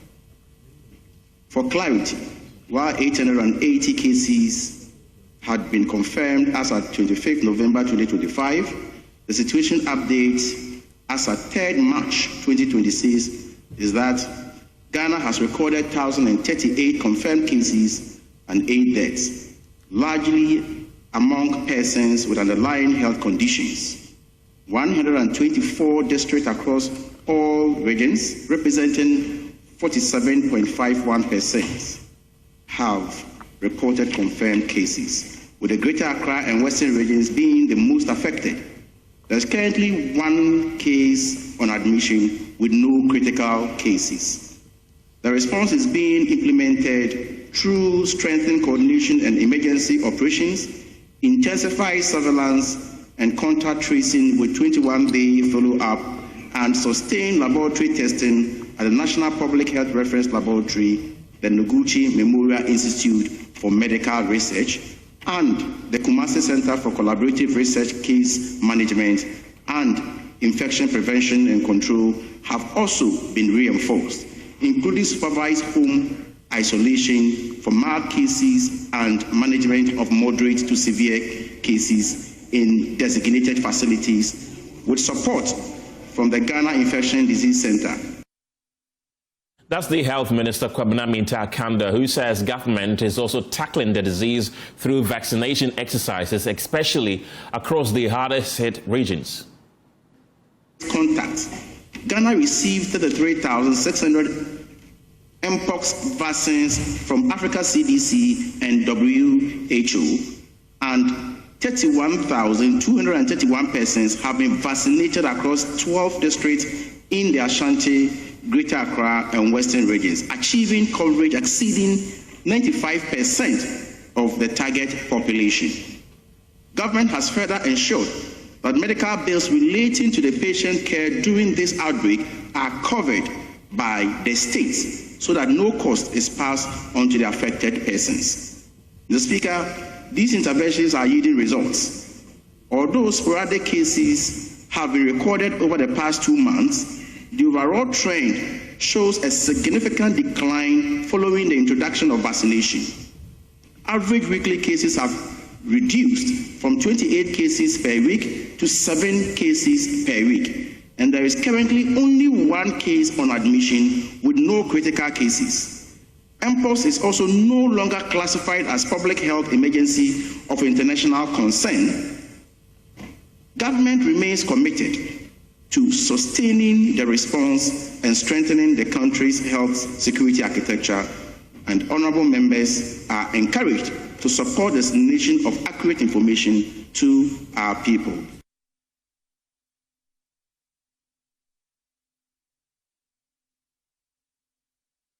James Aveji is our man on the ground from Parliament, and he's joining me on the line with more. James, aside from the Mpox update, the Minister has also provided some information on the military recruitment accident in November last year. Tell us more. Well, Ken, this update, I must say, has been limited to the incident that happened at the Baba Yara Sports Stadium in Kumasi and not what happened at the Elwak Sports Stadium here in Accra. The minister said the lady who fell at the stadium during that incident has received some level of attention, medical care at the Komfo-Anokye Teaching Hospital and has since been transferred to the 37 Military Hospital for some level of monitoring. He's also indicated that government will not hesitate to seek international medical care for her if the doctors recommend so. Also providing some updates on what they are doing, especially with respect to EMT response units across the country in terms of responding to similar incidents should they happen in the future. In sensitive clinical details, Mr. Speaker, I can confirm that the patient sustained serious injuries during the Ghana Armed Forces recruitment exercise held on 12 November 2025 at Baba Yara Sports Stadium, following which she received inpatient care under specialist supervision. The measures being implemented to support her treatment and recovery include ensuring that her medical bills are fully covered by government so that no cost is passed on to the patient or her family. This has been complemented by comprehensive care delivered through a specialist-led multidisciplinary team, together with the required rehabilitation and related social support to optimize recovery. The Speaker, the patient has since 26 February 2026 been transferred to the 37 Military Hospital for further management. Government is also considering all appropriate medical options, both locally and where necessary abroad, to ensure that she receives the best available care. In addition, Mr. Speaker, the Ministry is facilitating the training and continuous capacity building of first responders to strengthen emergency response systems and improve outcomes for Ghanaians who may be affected by similar incidents. The Ministry of Health remains committed to supporting the patient's full continuum of care. We will continue to work with the relevant health facilities and, where necessary, engage other state institutions to ensure continuity of treatment, rehabilitation, and appropriate follow-up until her condition stabilizes sufficiently for discharge and subsequent outpatient management. I still have James Aviji with me. James, the minister also said the government has paid a total of 2.6 billion cedis to the National Health Insurance Scheme in 2025 alone. Tell us more. And that also came at the back of a question that was raised for his response. We'll listen to the clarification on how much has been paid so far, including some allocations to the Mahama Care initiative as well. But first, we can listen to him take us through a breakdown of what he described as consistent arrears compounded under the previous government, especially between 2020 and 2023, which indicates that a total of some 5.68 billion cedis was what was paid within this period under the previous government, as he bemoaned that a lot of debt has been accrued within that particular period. Mr. Speaker, based on these, I want to ask the Honorable Minister whether this answer suggests that 2025 payment claims have been paid to date. Yes. Mr. Speaker, the claims paid over the period were as follows: 1.372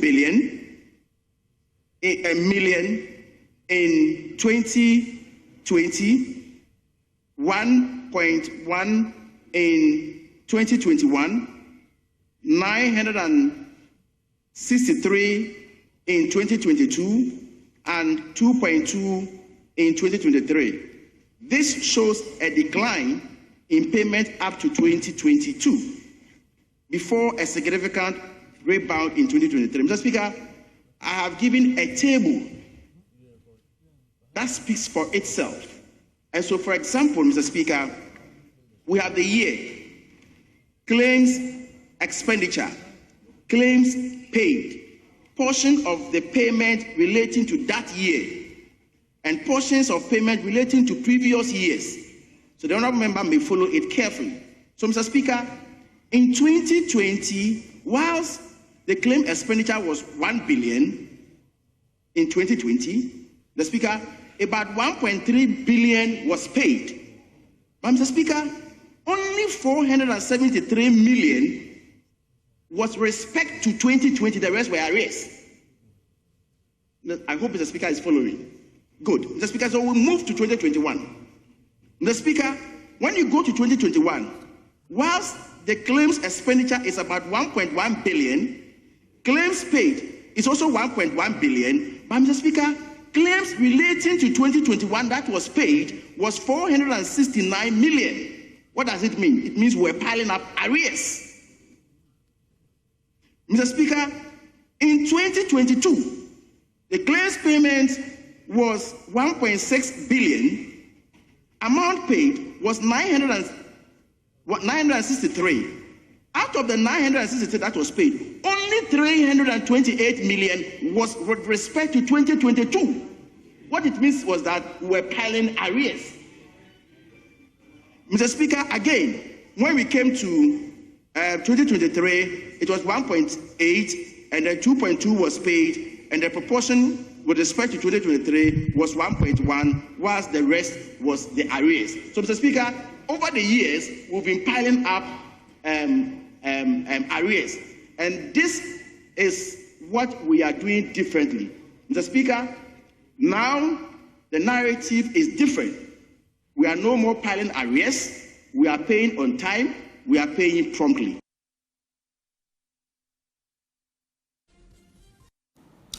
Hello again. Heavy traffic is building up around the Tetekwashi interchange as engineers begin expansion works to transform the stretch into a 10-lane highway. While the project is expected to ease congestion in the long term, drivers say the ongoing construction is already adding several extra minutes to their daily commute.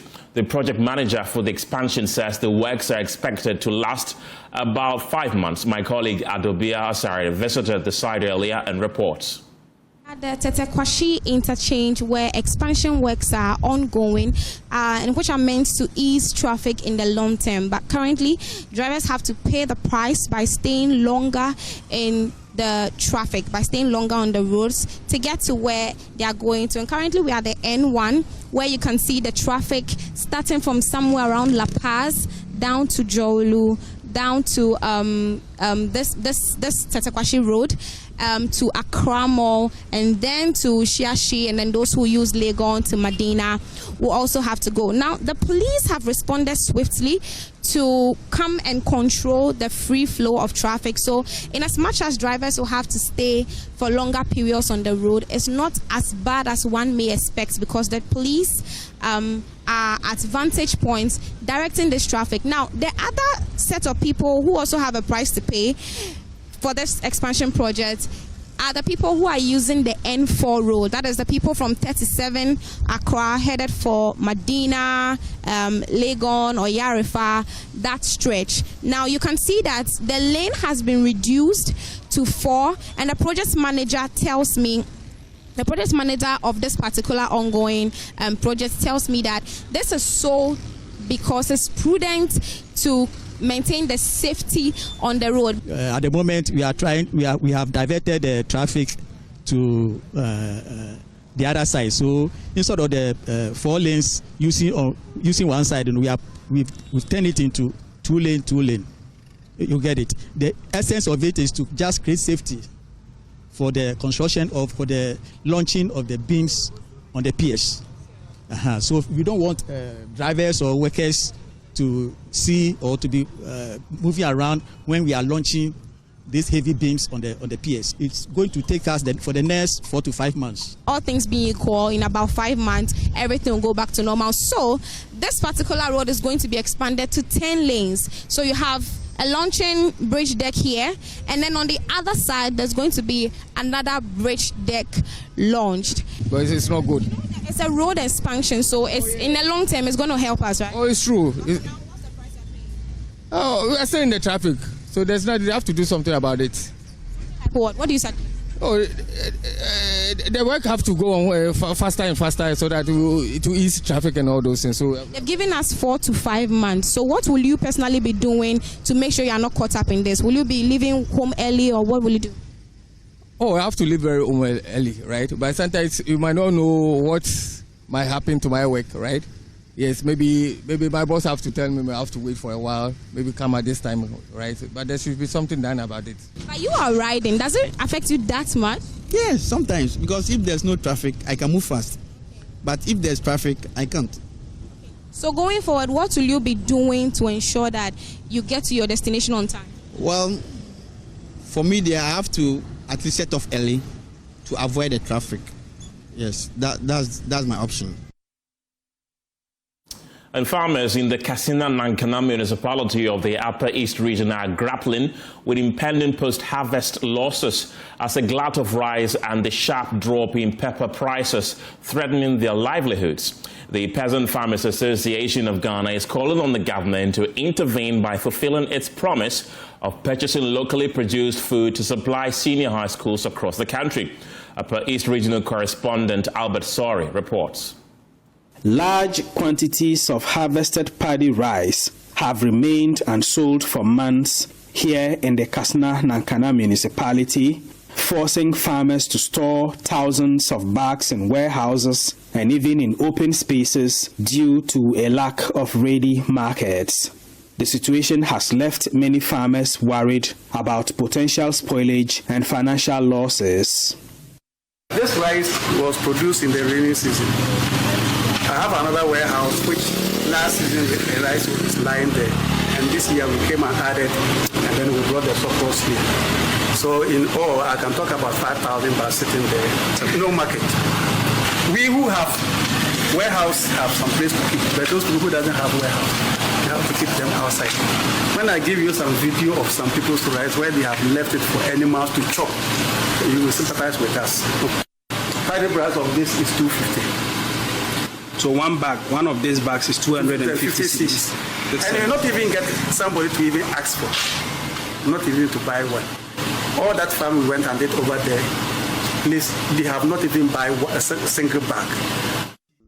Pepper farmers are facing an equally troubling situation. The collapse in market prices has made it difficult for many of them to recover their production costs. As a result, several farmers have abandoned their pepper gardens, leaving their crops unattended and drying away in the fields. In some areas, goats were seen feeding freely on the neglected gardens. This year, the pepper farming is not just favorable to we, the pepper farmers. Fertilizer is very, very expensive. When it comes to chemical, very, very expensive. Then, when it even comes to laborers, it's another headache. Even sometimes you'll be looking for the laborers, you won't get them. And even when you get them, then they harvest the pepper, you take it to the market, then there's no price for the pepper. Sometimes the market women will come and deceive we the farmers. They can say, oh, today they are buying 200 Ghana. Then later in the day, they will come and tell you they are buying 80 Ghana, 100 Ghana. What will you do? And you don't have any place that you keep the pepper. So sometimes you have to agree. So it's very, very painful. If you look around, you will see that majority of the farms left. They are abandoned farms from farmers because the motivation is not there. Serious concerns were raised on the sidelines of an election to select new municipal executives for the Peasant Farmers Association of Ghana, PFAG, in the Katsina-Nankana municipality.